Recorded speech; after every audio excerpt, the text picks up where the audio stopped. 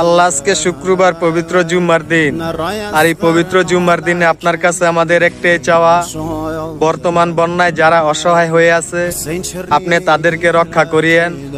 আর ভিডিওটা শেয়ার করে কমেন্টে অবশ্যই আমিন বইলা যায়।